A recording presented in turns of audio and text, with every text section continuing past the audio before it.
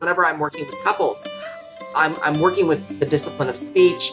I want people to listen to understand versus listen to respond. You know, so often we're listening to just respond and to get one up on that conversation, but listen to understand what's being said or what's being, so if someone is saying, if someone becomes defensive with what you're saying,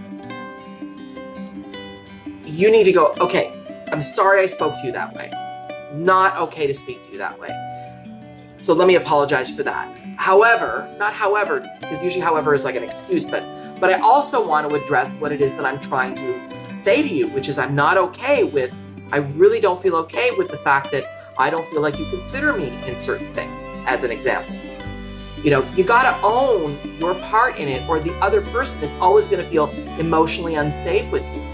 And there is such healing that occurs, very immediate healing that occurs when a person who's been aggressive or harsh in their communication and saying, hey, I'm sorry I was harsh and I'm working on my harshness, or I'm working on my aggressiveness, or whatever it may be, or my way of communicating. And so that just comes like calms everything down.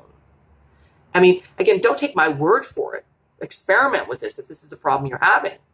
And when we have a valid message that we want to relay to our partner, to our friend, to our coworker, whatever it may be, like I had someone say the other day, my coworker is always eating really loudly and I'm about to explode on him. Like, hold on, don't be doing that, because, you know, number one, you can remove yourself and eat somewhere else. And number two, it's not going to go over well for the office culture if you're exploding on your coworker.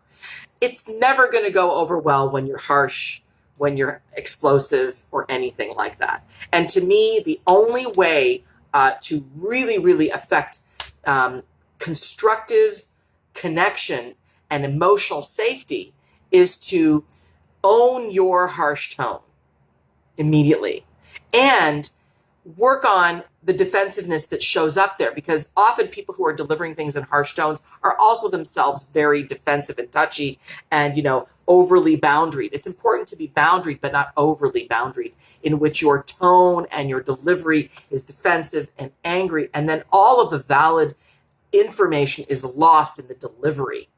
And this don't forget, affects multi-generationally, affects the teenagers in the house, the kids that are listening, because then they go, oh, I can speak to my mom or my dad that way, or I can speak to my friends that way, I can speak to my coworkers that way, I can speak to my whomever, my teachers that way.